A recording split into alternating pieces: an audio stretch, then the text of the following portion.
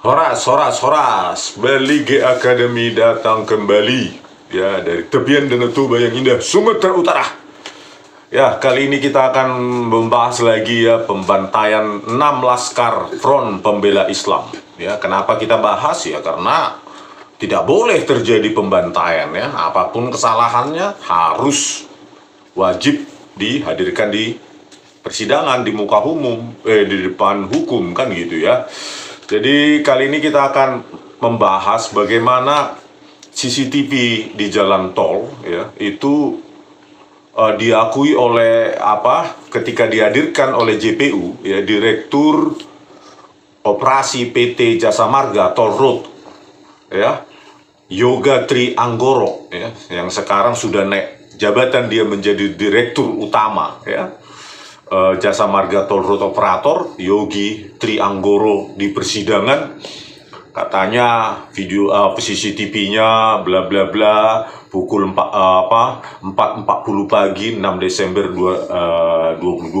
Nah, ini ada kejanggalan, makanya saya bilang saya tak henti-hentinya menyerukan kepada Kakak Pigai ya, Natalius Pigai ya, Anda kan sering pernah mengatakan bahwa itu menurut saya pelanggaran HAM berat ya, pembantaian 6 laskar EPI tersebut. Ayolah direalisasikan sehingga ini dibongkar lagi ya, dibuka lagi fakta-fakta, terutama juga terkait dengan matinya CCTV ya yang diakui. Ini cuma pengakuan aja dari Direktur Operasi PT Jasa Marga Toll Road Operator itu saat itu ya, Yoga Trianggoro, yang diterima saja begitu saja di persidangan tanpa ada bukti apapun ya, tanpa ada bukti apapun mengenai bagaimana itu di database log activity-nya di cloud-nya, di servernya mereka, katanya di Bekasi itu kan ada ribuan event yang bisa tercatat dalam database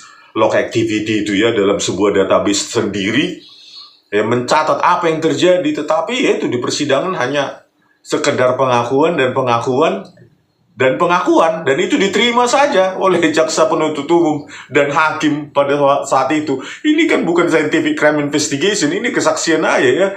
Saksi bisa menipu, saksi bisa manipulatif kalau tidak disertai dengan barang bukti itu, bukti ilmiah itu ya. Padahal bicara tentang server harusnya kan ada database log activity yang gampang sekali mencatat ribuan event ya, kejadian di dalam log activity tersebut. Oke, detailnya kita dengarkan dulu bagaimana jalannya sidang ketika dihadirkan Yoga Tri Anggoro ini. Oke, silakan. Ini saya ambil dari Detik News ya, menceritakan suasana persidangan saat itu. Jaksa penuntut umum JPU menghadirkan Direktur Operasi PT Jasa Marga Toll Road Operator Yoga Tri Anggoro sebagai saksi dalam sidang lanjutan dugaan tindak pidana pembunuhan unlawful killing terhadap 4 anggota ex-laskar LPI. Yoga mengatakan, saat kejadian, CCTV kilometer 49 hingga 72 Tol Jakarta Cikampek atau JAPEK offline karena ada gangguan pada fiber optik. Pengakuan kan? Jadi CCTV KM 49 sampai 72 ya, Tol Jakarta Cikampek itu offline karena ada gangguan fiber optik. Itu cuma pengakuan.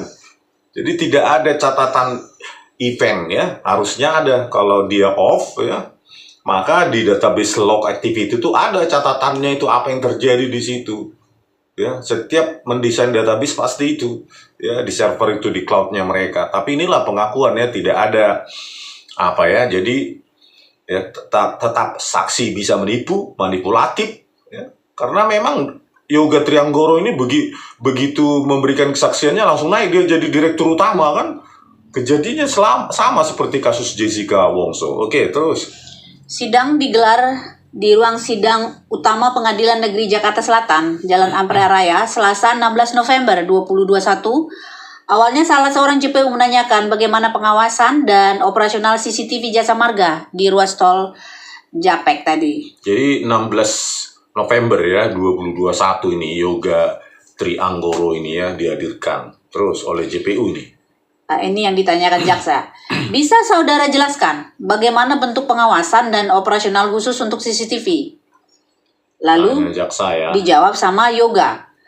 Jadi kami berkontrak dengan vendor kami untuk bisa melakukan pemeliharaan CCTV, pemeliharaan rutin maupun perbaikan. Jawab Yoga ya. Ditanya lagi jaksa. Terkait keberadaan CCTV bisa dijelaskan? Dijawab Yoga. Untuk keberadaan CCTV, kalau di standar pelayanan minimal oleh PUPR. Saya mendapat perintah untuk memasang dan memelihara CCTV itu sebagai fasilitas tambahan jalan tol. Untuk ruas Japek, Jakarta Cikampek, kita memasang CCTV dari kilometer 2 hingga 72. Jumlahnya sekitar 123 CCTV. Lalu kami juga dengan memberikan pekerjaan timnya Pak Budi. Mungkin Pak Budi vendor maksudnya ya. Kita memasang CCTV dari kilometer 10 hingga 48. Jadi kalau dari KM2 ya sampai KM72 itu ada 123 CCTV, hampir setiap 0,7 kilo lah ya. Jadi 0,7 kilo itu ya pasti ada CCTV, harusnya lengkap itu menangkap pergerakan mobil-mobil yang terkait dengan pembantaian 6 Laskar FPI itu ya, harusnya gitu ya. Terus Jaksa kemudian mempertanyakan kondisi CCTV mulai gerbang tol Karawang Barat hingga rest area kilometer 50 pada saat kejadian. Berdasarkan laporan dari tim di lapangan, Yoga mengatakan kondisi CCTV pada saat itu sedang dalam keadaan offline sejak sehari sebelum kejadian.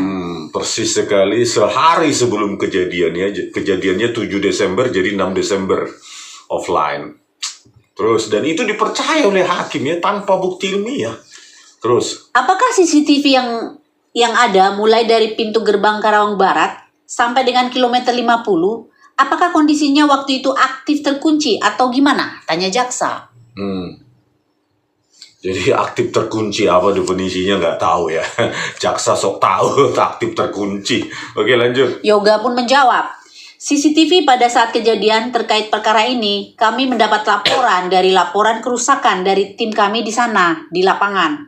Minggu 6 Desember 2020, pukul 4.40 WIB, itu ada laporan bahwa CCTV dari KM 49 hingga 72 itu offline.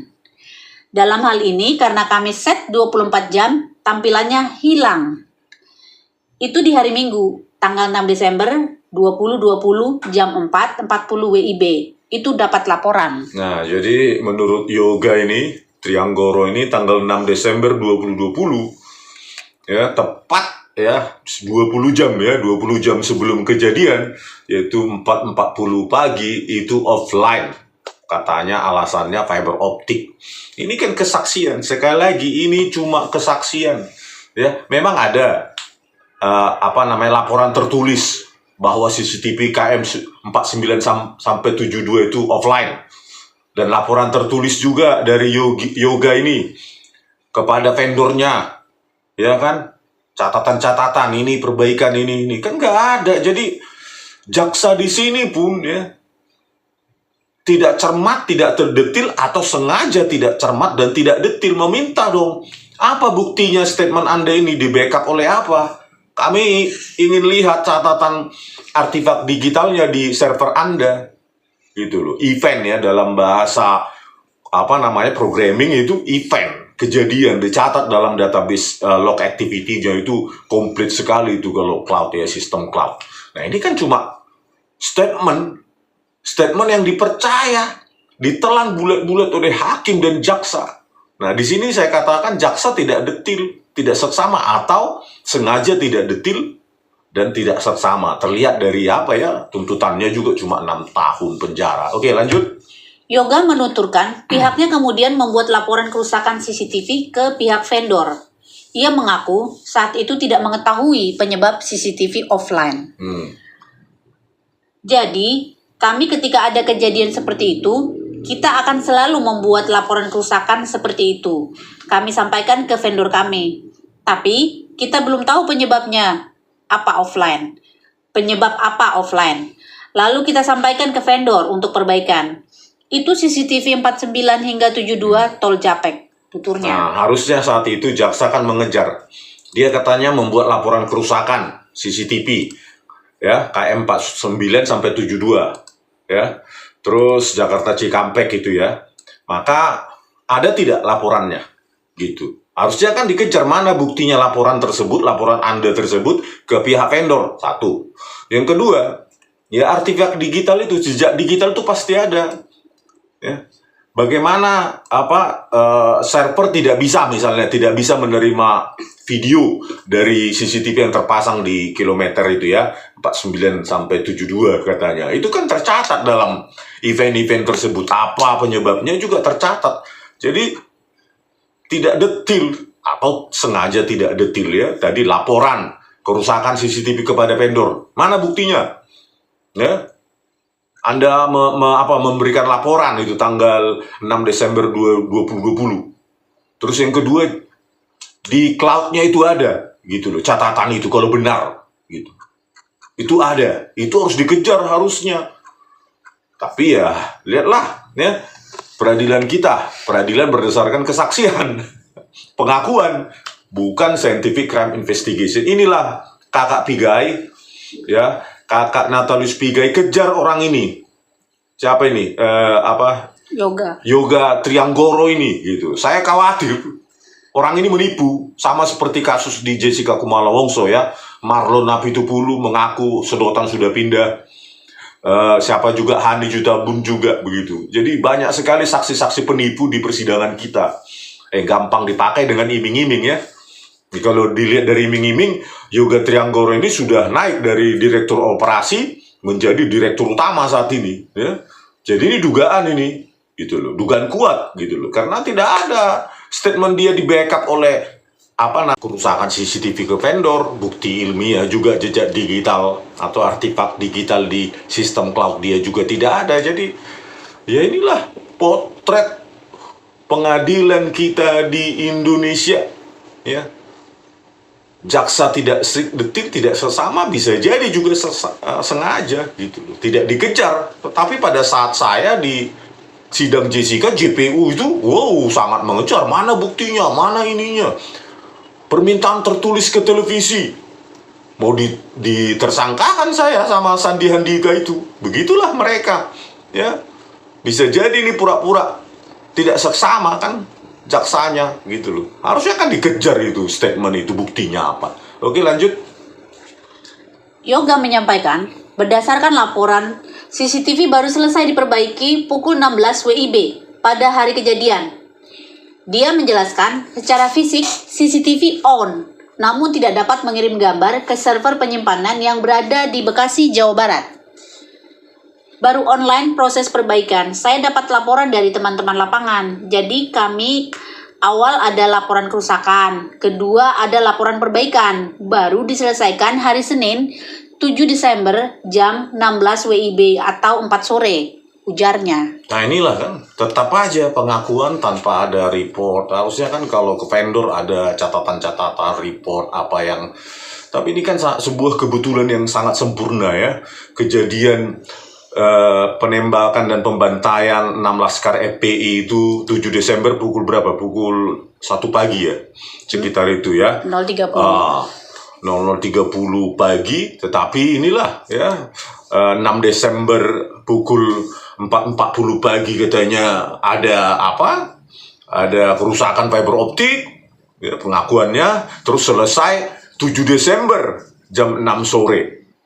Jam 4 sore pukul 16 WIB. Itulah kan kebetulan yang sangat sempurna dan itu ditelan bulat-bulat oleh hakim. Bayangkan. Harusnya insting investigasi seorang hakim harusnya saya tidak percaya pada kebetulan yang sempurna itu. Buktinya mana statement Anda itu? Gitu. Kan begitu harusnya kalau ditelan bulat-bulat ya apa jadinya pengadilan kita ini? Ya. Pengadilan abal-abal ini kalau cuma pengakuan seperti ini ya. Oke, lanjut. Offline, dalam hal ini CCTV di lokasi kejadian secara sistem atau fisik on, tapi gambar tidak bisa disampaikan ke server kami di Bekasi sehingga offline lanjutnya. Jaksa pun mempertanyakan CCTV lainnya yang tidak offline. Yoga mengatakan gambar dari CCTV lain yang tidak offline tersimpan dalam server. Ada tidak gambar yang tersimpan di CCTV itu? Tanya jaksa. Kalau CCTV KM49 hingga 72 tidak ada. Tapi di lokasi lain itu ada, maupun itu di depan gerbang tol maupun di KM-KM lainnya. Nah, tunggu dulu. Nah, inilah kan kalau pas persis di lokasi TKP, ya, tempat kejadian perkara itu sekitar KM 50, dikatakan CCTV KM 49 sampai 72 tidak ada. Tapi di lokasi lain, di gerbang tol, mau KM-KM lain ada. Nah, coba bayangkan. Ya. Persis sekali di TKP itu CCTV mati. Bukan mati, fiber optiknya. CCTV-nya on katanya. Fiber optiknya yang tidak bisa mengirim video tersebut ke server mereka ke Bekasi katanya. Aduh, saya pikir ini pengadilan lawak-lawak ini. Ya. Harusnya kan hakim turunkan ahli memeriksa sistem cloud mereka, data center mereka di Bekasi. Ya, vendor mereka itu. Kan harusnya begitu. Apa benar ini? Ya, insting saya ya memang dihapus dengan sengaja ya. Mana ada kebetulan yang sempurna di dunia ini ya. Kebetulan yang sempurna ya pasti di tangan manusia itu ya. Kebetulan sekali 49 sampai 72 itu offline-nya itu. Aduh, kok bisa hakimnya menelan bulat-bulat seperti ini ya. Terus yang offline nggak bisa? Tanya jaksa, timpal jaksa. Nggak bisa, jawab Yoga. Kalau CCTV di jalan tol online nggak? Tanya jaksa kembali. Online Pak, karena dia punya penyimpanan sendiri di server gerbang tol. Jelas Yoga. Jadi yang ada cuma di gerbang tol dan beberapa sejumlah KM lain kecuali di CCTV di kamera 49 sampai 72. Aduh, ampun dah, pengadilan sesat ini ya. Terus? Nah, seperti itu dalam persidangan. Sekarang kita ke putusan. Keputusan itu. Putusan Pengadilan Negeri Jaksel untuk Muhammad Yusmin Ohurela ya. Daftar rekaman CCTV yang ada ya. Terus? Di sini saya bacakan dari halaman 206 ya, dari total halaman 211. Ini dikembalikan kepada Polda Metro Jaya nomor urut 2.23 sampai dengan 2.24. 2.25 Rekaman CCTV gerbang tol Sentul 2 pada tanggal 6 Desember 2020 pukul 23 sampai dengan 24 WIB. Jadi di gerbang tol Sentul 2 sana ya. Terus 2.26 Rekaman CCTV Simpang Susun Cikunir pada tanggal 6 Desember 2020 sampai dengan 7 Desember 2020 pukul 23 sampai dengan 01 WIB ke arah elevated dan tol bawah. Oh, di Cikunir, Simpang Susun Cikunir. Terus 2.27 Rekaman CCTV antara Simpang Susun Cikunir sampai dengan kilometer 47,1 pada tanggal 6 Desember 2020 sampai dengan 7 Desember 2020 pukul 23 sampai dengan 1 WIB terbagi tol elevated dan tol bawah. Jadi di KM 47 itu adanya ya 47,1. Terus 2.28 Rekaman CCTV Karawang Barat tepatnya di KM 47,1 Gardu keluar Karawang Barat capture transaksi dan rekaman CCTV antrian pintu masuk Karawang Barat tanggal 7 Desember 2020 pukul 00 sampai dengan 01.46 WIB. jadi di KM 47,1 tapi di ini ya, di pintu gardu keluar Karawang Barat. Cuma itu. Terus. Dan yang terakhir 2.29 Rekaman CCTV Karawang Timur tepatnya KM 54 Gardu keluar Karawang Timur capture transaksi tanggal 7 Desember 2020 pukul 00 sampai dengan 01.46 WIB. Jadi di KM 54 itu pun di gardu keluar ya. Jadi gate itu, exit gate itu di Karawang Timur. Katanya Yoga Trianggoro kalau di gardu itu disimpan di server sendiri katanya di gerbang itu. Jadi yang dikirim adalah yang di jalan-jalan itu ya. Jadi inilah ya KM 47,1 pun cuma di gardu keluar atau exit gate. 454 juga cuma di exit gate juga Karawang Timur ya. Jadi yang tadi itu ya yang persis di 4950 ya, itu gak ada. Aduh, katanya mati, dan itu cuma pengakuan dan pengakuan dan pengakuan, dan itu ditelan bulat-bulat oleh hakim yang mulia.